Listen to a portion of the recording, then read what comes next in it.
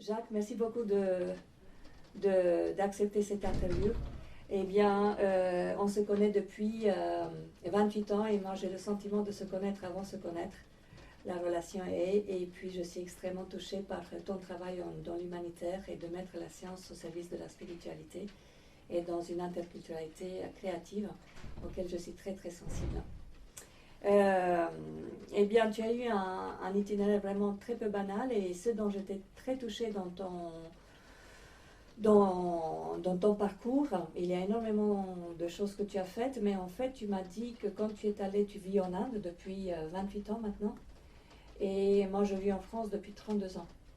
Et tu disais qu'au départ, en Inde, tu as dû rencontrer aussi une solitude à la fois spirituelle, psychologique et culturelle, que j'ai rencontrée également. Hein, j'ai raisonné. Est-ce que tu crois que tous les gens peuvent rencontrer donc cette fragilité par rapport à une autre culture? Alors, c'est vrai, quand j'étais en Inde, je me suis relié à Swami Vijayananda, qui était comme moi médecin d'origine française et qui vivait depuis 60 ans en Inde. Donc, avec lui, j'ai pu faire le lien facilement et je ne me suis pas vraiment senti seul. Mais bon, il y avait une certaine solitude par rapport au conditionnement français habituel. Mais finalement, le fait de me développer dans cette solitude, ça m'a donné de la force. C'est ça. Merci beaucoup. C'est une force. Alors, tu es évidemment, donc, tu es psychiatre et tu fais un lien entre toutes les structures de psychopathologie et guérison de l'âme, qui Oui, sont très importantes dans oui, toutes les cultures. oui. Hein. Et dans ce cas-là, ce que je voulais, donc j'ai lu plusieurs de tes articles et évidemment tous les livres au niveau du mariage intérieur entre l'Occident et l'Orient. Euh, Qu'est-ce qu'il faut comprendre parce que tu t'es consacré énormément à la méditation? La méditation, c'est un état évidemment à développer. Oui. Comment faut-il comprendre le mot méditation? Méditation, dans les Upanishads, on décrit ça comme Antar Chakshu, c'est-à-dire Chakshu l'œil, Antar intérieur, c'est-à-dire qui se regarde vers l'intérieur. Et donc, du moment qu'on regarde à l'intérieur, on est déjà dans une méditation. Alors, la grande distinction, donc, c'est entre méditation analytique et méditation plus ressentie. Donc, on peut avoir une méditation analytique, on réfléchit sur des sujets de la vie intérieure de façon un peu en séparant les choses. Mais la méditation habituelle, c'est directement en lien avec les sensations, le corps, l'intuition. Donc, on cherche à développer une pensée intuitive. Un des caractères chinois pour méditation, c'est penser sans tête. Donc ça veut dire beaucoup. Hein, c'est-à-dire on est dans le corps et puis on développe son intuition des choses.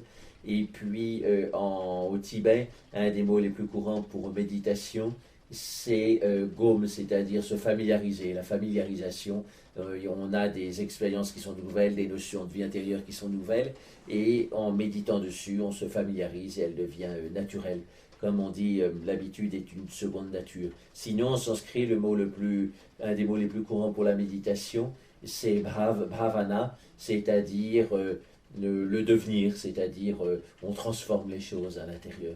Hein, on pourrait dire que la vie intérieure, c'est comprendre son mental, le modeler et puis ensuite se libérer. Se libérer du mental, aller au-delà du mental. Mais d'abord, il faut réussir à le comprendre et à le modeler, à lui donner une forme plus positive que ce qu'il a d'habitude.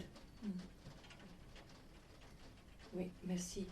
Le mental, ça ne veut pas dire uniquement des idées, mais parce que j'ai cru comprendre en Inde, quand je suis venue te visiter, j'ai vu des maîtres qui reçoivent presque les pensées hein, dans une forme d'énergie.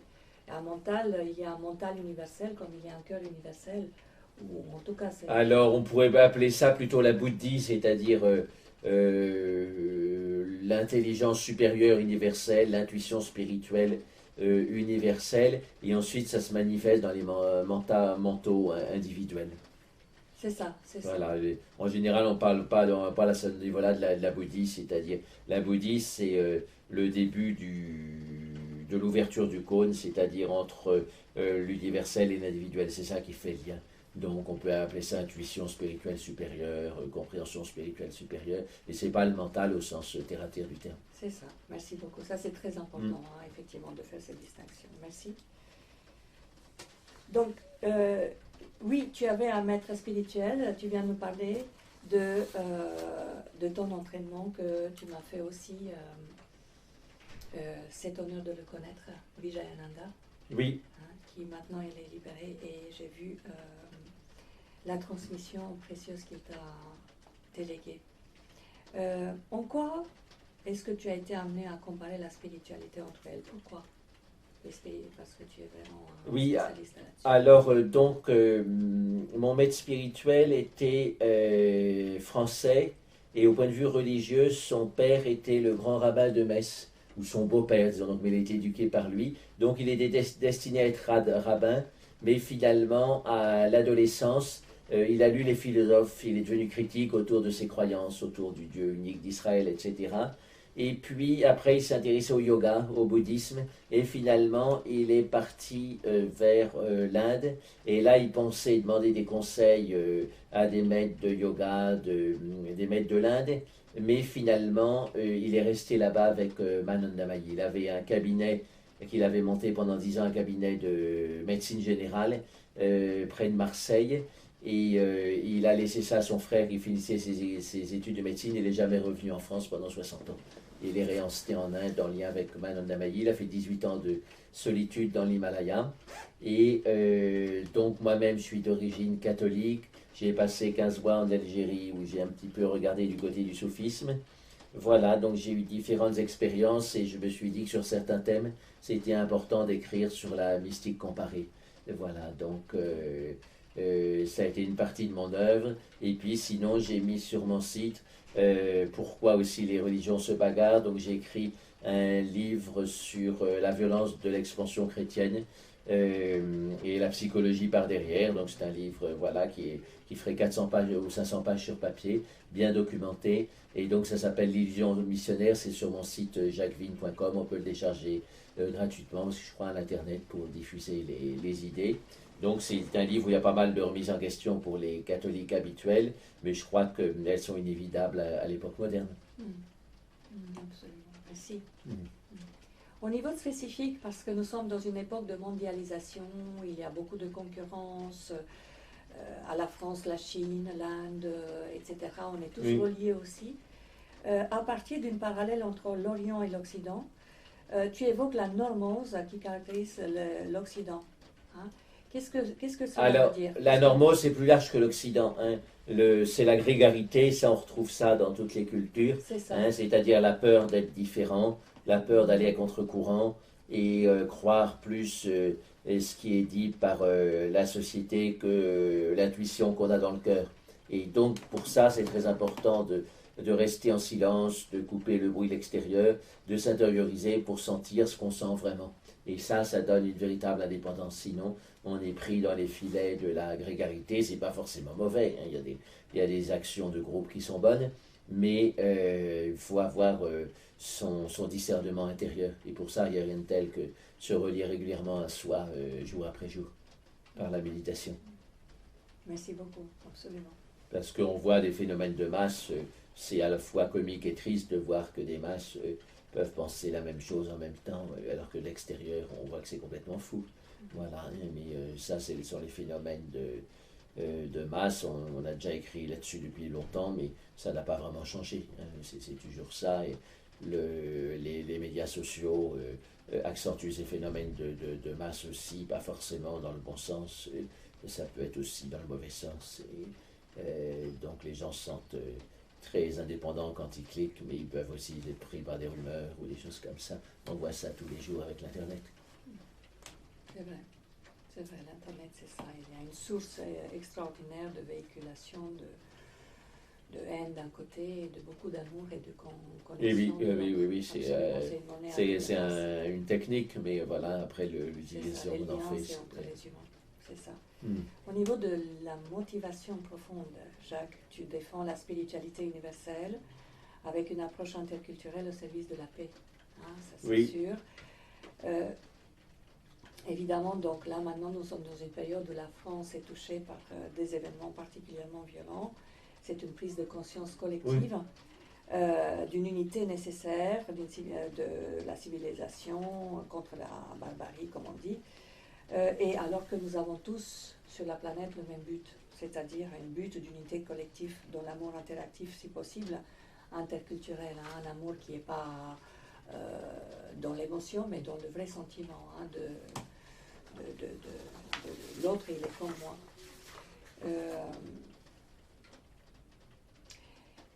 Eh bien, c'est là où tu es allé en Inde et tu avais comme but d'étudier les rapports entre la guérison psychologique et l'enseignement traditionnel de yoga. Oui, de manière générale, mon œuvre est autour de la psychologie spirituelle, que ce soit les mystiques comparés ou alors la psychologie de la violence religieuse. Et c'est autour de la psychologie spirituelle, la relation maître-disciple. Voilà. J'ai écrit aussi récemment un article qui est sur mon site, Comment changer de croyances de façon juste. Parce qu'avec la globalisation, il y a beaucoup de croyances différentes et les gens peuvent passer de l'une à l'autre. Ça fait partie de notre liberté. Et avant, on était presque condamné par l'endroit où on essaie à avoir la croyance du Dieu. Mais maintenant, on peut voyager, on peut lire, on peut être exposé à des choses très différentes. Donc, on a plus de liberté de choix. Mais quand on change de croyance, il faut que ce soit pour monter, pas pour descendre. Il y a des gens qui sont très structurés par une croyance, tout d'un coup, ils n'y croient plus. À ce moment-là, ils s'effondrent au point de vue éthique, ça, c'est pas bon. Voilà, donc j'ai fait ce texte sur mon site jacquesvin.com et ça s'appelle Comment changer de croyance de façon juste. Même pour l'Europe, hein, avant le christianisme était très prépondérant, maintenant c'est plus le cas, tous les sociologues le disent. Il y a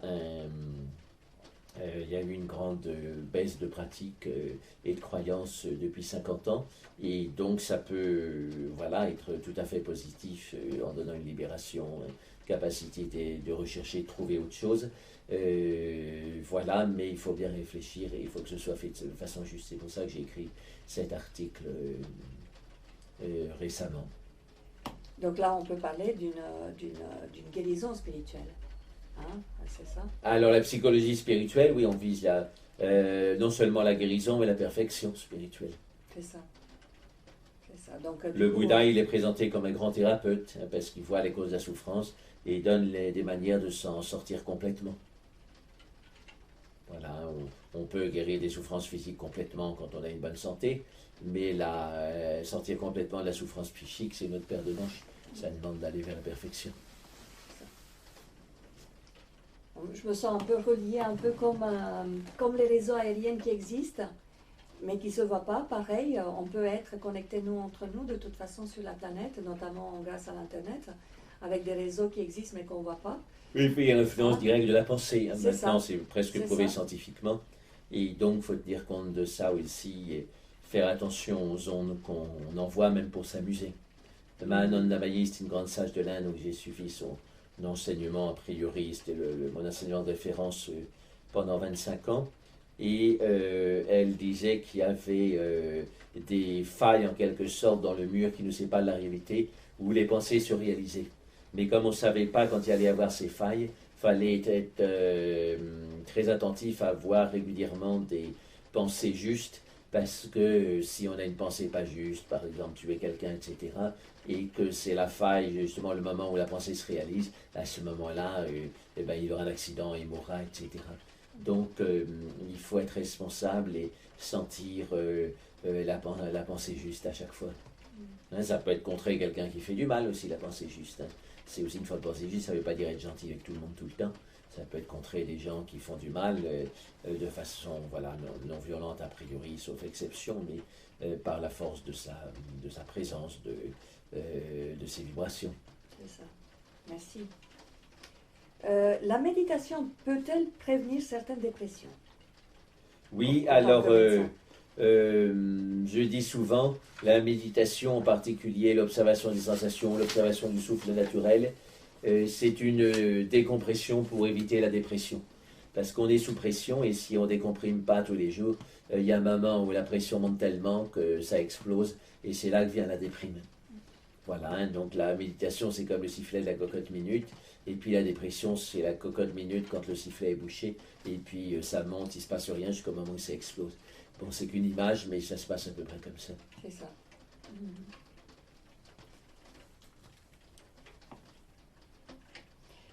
Eh bien, ma question, c'est que Qu'est-ce qui précisément permet de dire qu'un maître spirituel, il est authentique ou pas, aujourd'hui, quand il est Oui, authentique? alors il y a différents critères. Je vais commencer par les critères traditionnels et puis ensuite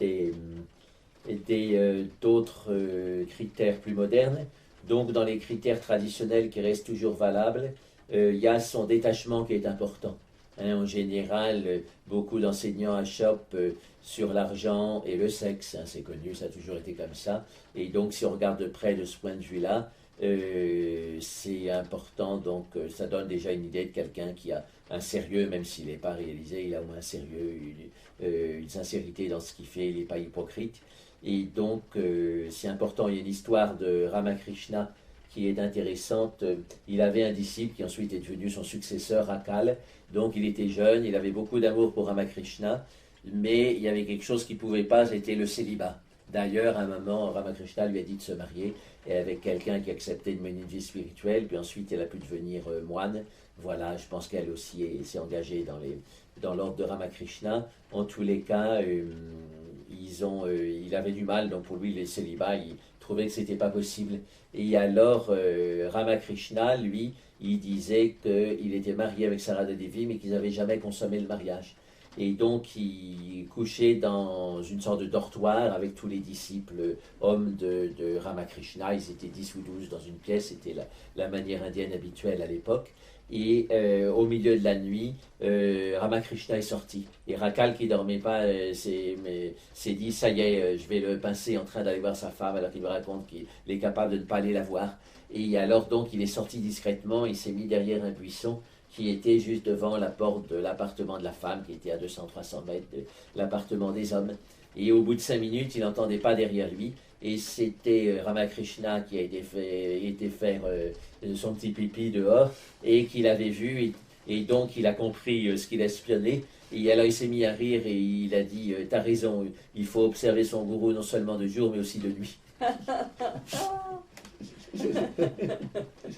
Donc c'est ce qui manque dans les grands mouvements actuels. Hein. On a des gourous qui sont très médiatisés, mais qu'est-ce qu'ils font vraiment quand ils sont seuls? On ne sait pas et on n'a pas les moyens de savoir parce que tout est filtré par un cercle interne plutôt calculateur, donc qui montre que les aspects du gourou qu'ils veulent montrer. Et donc, il y a ça, bon, il y a l'appât pour l'argent. Alors, on se dit, s'il y a un grand mouvement qui réalise beaucoup de choses, il faut de l'argent. Mais enfin, quand même, hein, on peut regarder, en observant bien, on voit si l'enseignant a de l'appât pour l'argent ou l'institution. Hein, c'est pas que les gourous de l'Inde, c'est dans toutes les religions, il y a des institutions et des leaders religieux qui peuvent avoir quelque chose de particulier pour l'argent. Et puis alors de nos jours, si on sait bien utiliser l'Internet, on peut quand même savoir beaucoup de choses. Hein, parce que l'Internet, on peut avoir des fausses rumeurs, mais quand même, hein, en général, il n'y a pas de fumée sans feu. Si un enseignant spirituel ou une institution est entourée de critiques, de scandales, etc., ça ne donne pas trop envie de continuer avec. Hein, donc il faut aussi savoir utiliser à bon escient l'Internet, c'est-à-dire avec du discernement, distinguer la fausse rumeur de quelque chose qui paraît vraiment authentique en faisant jouer son discernement. Mais de nos jours, l'Internet est une bonne source d'information. En général, il n'y a pas de fumée sans feu. Et aussi faire fonctionner son intuition grâce à YouTube. Grâce à YouTube, on peut voir les enseignants vivants. Hein, et alors, quand on est directement en face de quelqu'un de vivant à travers la vidéo, eh ben, on peut avoir une intuition. On se dit, est-ce qu'il est sympathique? Est-ce qu'il est avancé spirituellement? Est-ce qu'il ment? Etc. On peut sentir des tas de choses. Et ça, je pense que c'est bien. Avant, en Inde en particulier, vous avez un grand respect pour le contact direct avec le gourou. Ils pouvaient voyager pendant des mois à pied, faire 1000 ou 2000 km à pied pour traverser l'Inde, pour avoir un contact direct avec un sage dont on parlait. Ils voulaient se rendre directement compte. C'est ce qu'on appelle le darshan. Et maintenant, ce darshan, c'est possible avec YouTube. Évidemment, bon, avec YouTube, le maître ne vous posera pas des questions, vous étudiera pas vous. Mais enfin, c'est déjà pas mal. Nous, on peut l'étudier lui. Ça donne quand même une bonne idée, plus claire que les livres. Parce que dans certains domaines spirituels, les messages sont assez simples et facilement, on peut imiter le message, répéter, voilà, ce qui est dit, alors qu'on ne l'a pas du tout réalisé. Mais quand on voit les personnes directement grâce à YouTube, là, on a quand même une meilleure idée. Si on est un peu physionomiste et puis intuitif, on a une meilleure idée. Donc je crois que c'est une révolution et YouTube, enfin, ou les vidéos spirituelles, se mettent au service de ce qu'on appelle le darshan traditionnel. Bien sûr, c'est ça. Et chacun choisit. Oui. C'est ça. Merci.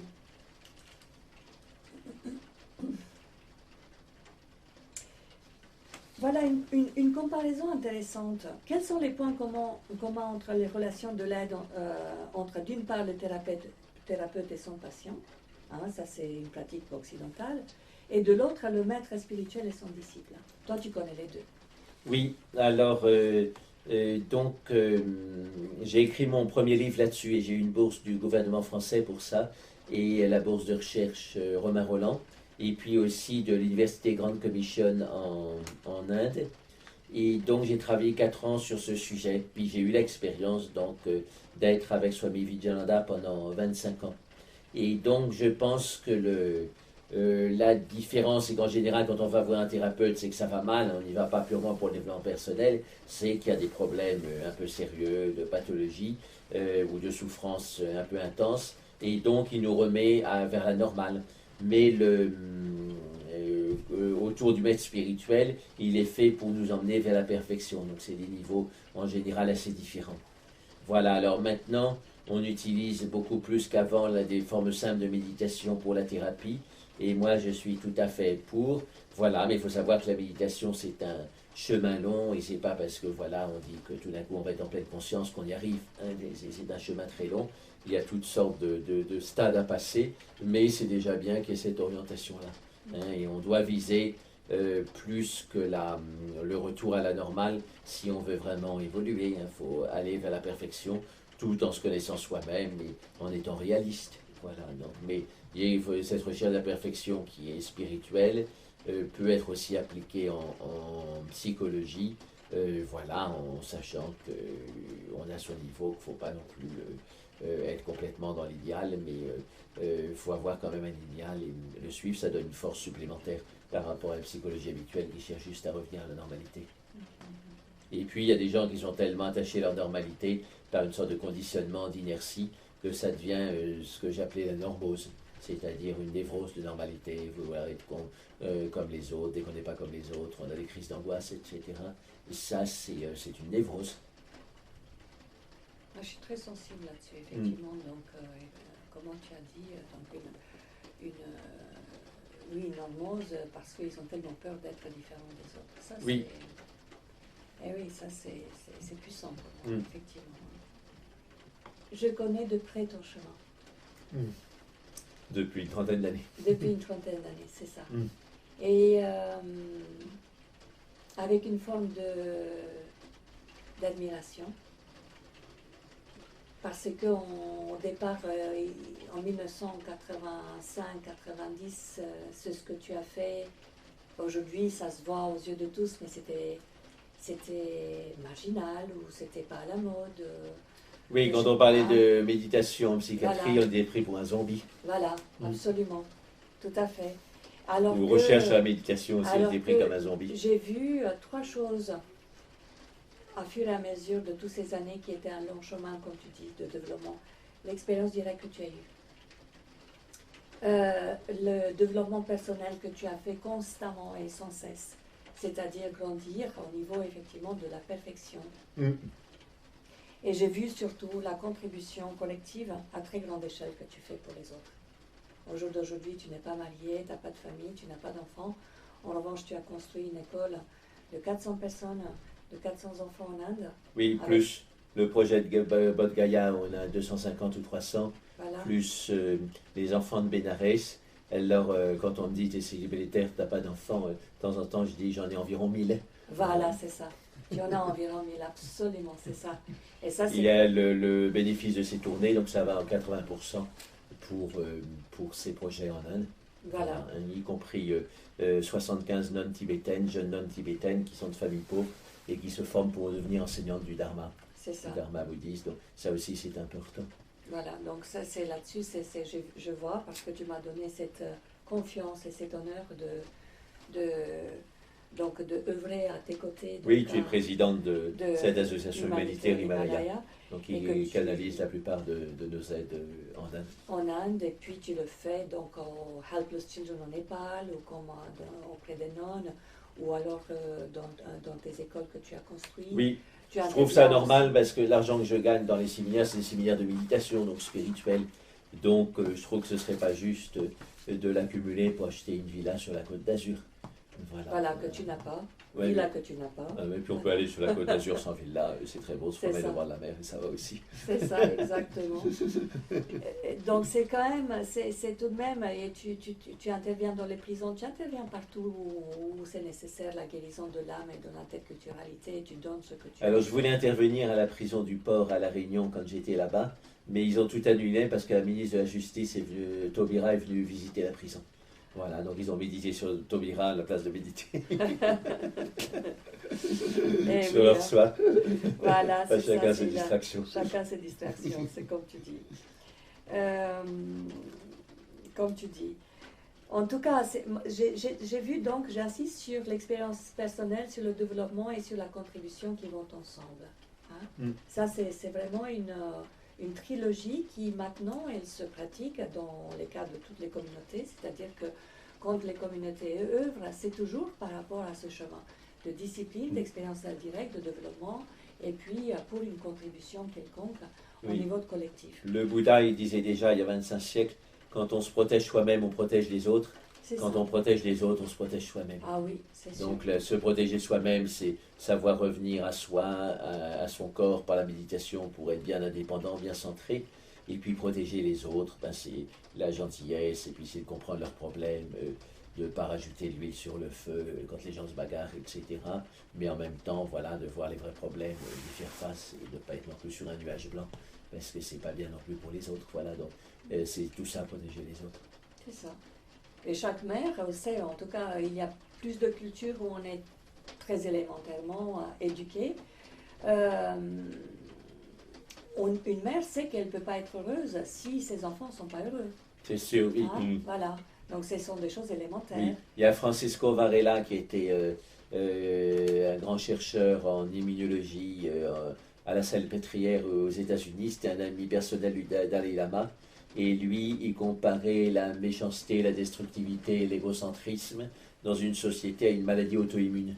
Parce qu'une société, c'est un seul corps, et quelqu'un qui est égocentriste, qui agresse les autres, c'est comme des cellules qui agressent d'autres cellules, et donc c'est comme une maladie auto-immune.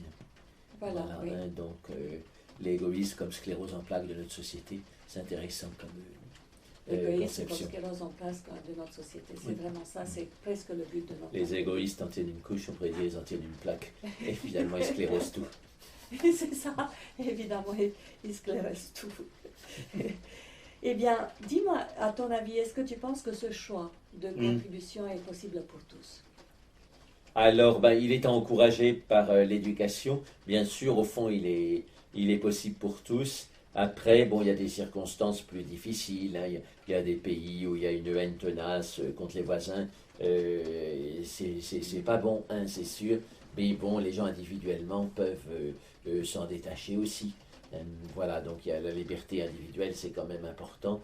Et c'est ça qui doit être encouragé par rapport au comportement de masse. Donc effectivement, il y a un besoin fondamental de l'humain d'adhérer à une cause collective de façon générale. Et tu disais qu'il y a bien sûr des cultures plus sclérosées que d'autres au niveau de l'égoïsme, mais qu'individuellement, nous pouvons nous détacher de cette empreinte culturelle, c'est ce qu'on appelle, parce que c'est pas de nous, hein, c'est une sclérose à travers la culture.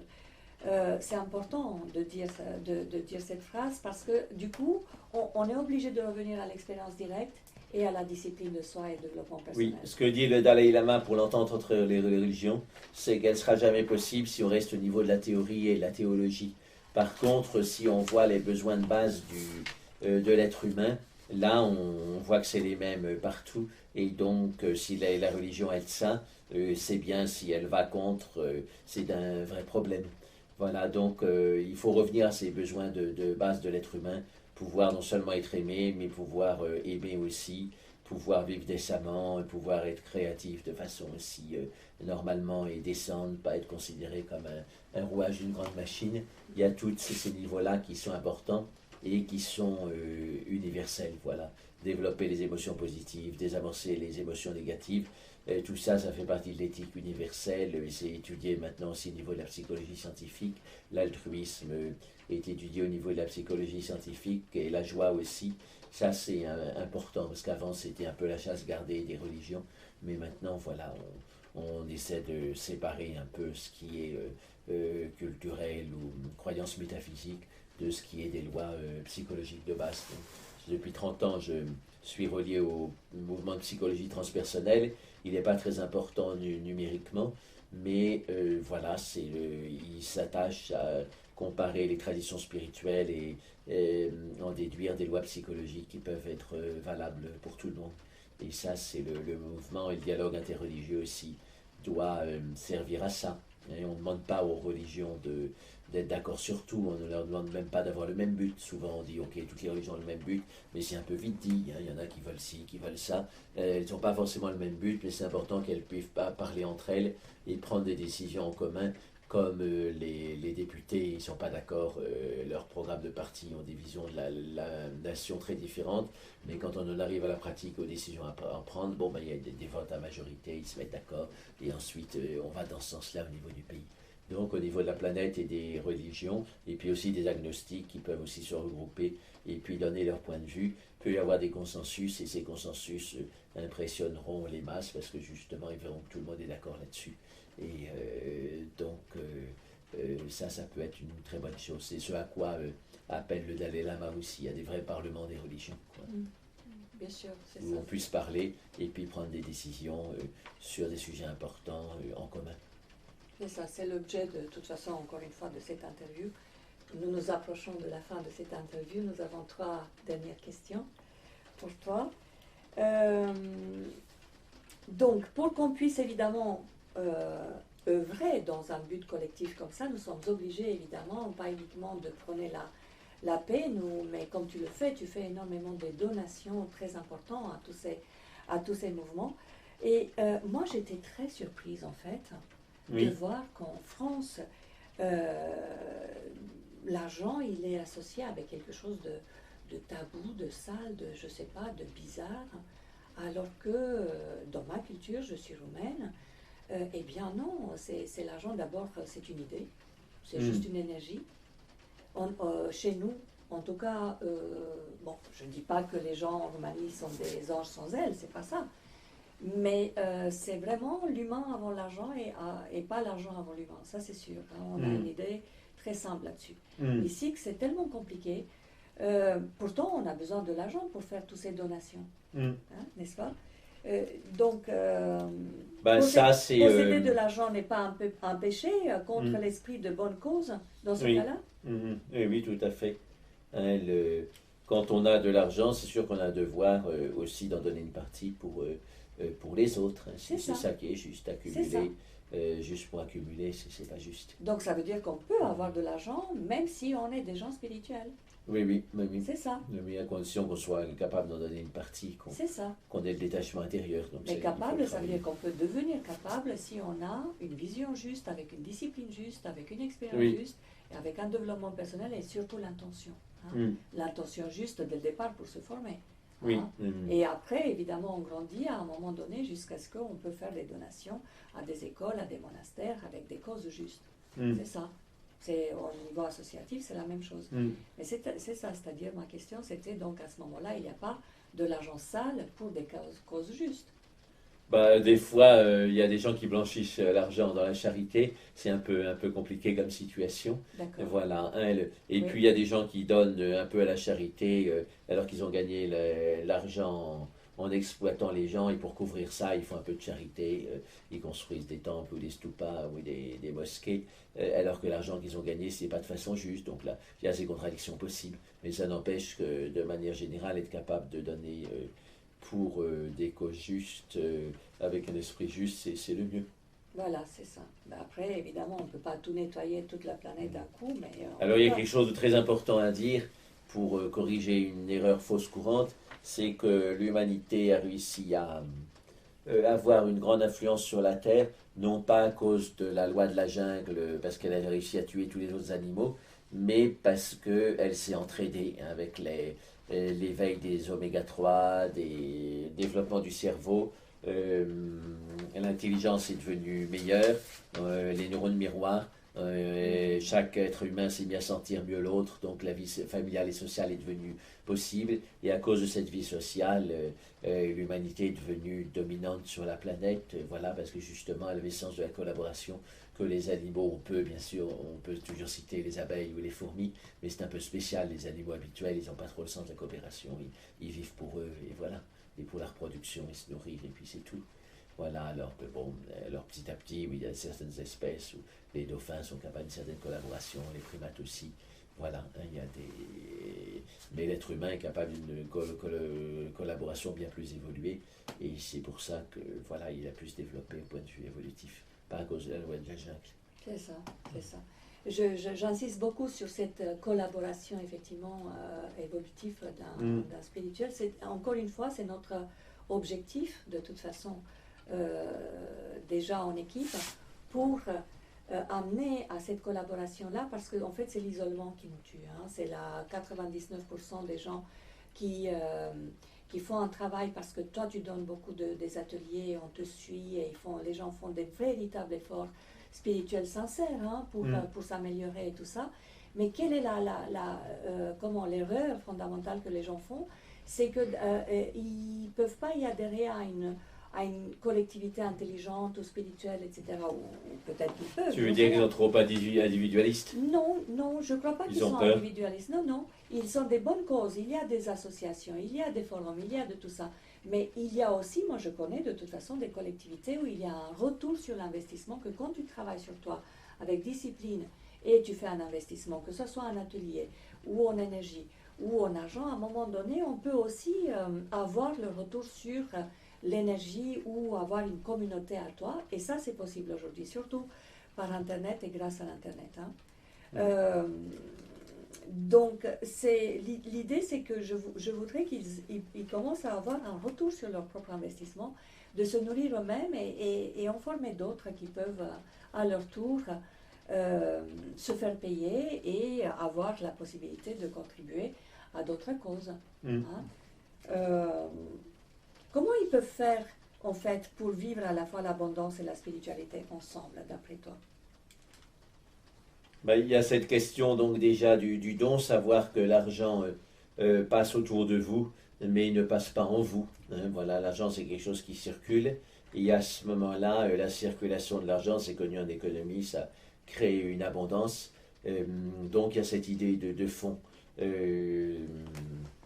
Voilà. Et puis aussi, il y a, quand on est dans l'action juste, les gens le sentent et ça favorise une réussite dans ce qu'on fait à long terme. L'erreur des gens, c'est que souvent ils voient à court terme, mais ils cherchent à rouler les autres, etc., les exploiter, et finalement, à la fin, ils se font rejeter, et ils sont malheureux, puis ils n'ont pas l'abondance tant que ça, alors que quand on travaille honnêtement, les gens vous valorisent, et puis finalement, ça finit par faire des petits, comme on dit familièrement. Donc c'est pas, voilà, c'est des idées un peu simples pour la morale, mais elles sont quand même valables, et ça peut aider à aller vers l'action juste et pour avoir une abondance à long terme, puis aussi le bonheur immédiat, savoir qu'on est dans le juste. C'est une forme d'abondance aussi d'être heureux. Alors selon moi, la loi universelle, c'est dans les idées simples, hein, pour finir. Hein, oui. On n'a pas besoin des idées. Mon maître le disait, après 75 ans de méditation, il disait les grandes vérités spirituelles sont simples. Sont vraiment simples. Vraiment alors simples. On lui demandait s'il avait un conseil de Mananda Mayi, alors qui était considéré comme grande sage de l'Inde. Alors il dit c'est le même que Swami Shivananda qui était un gourou très connu dont les disciples ont introduit le yoga en Occident, donc qui maintenant s'est beaucoup développé.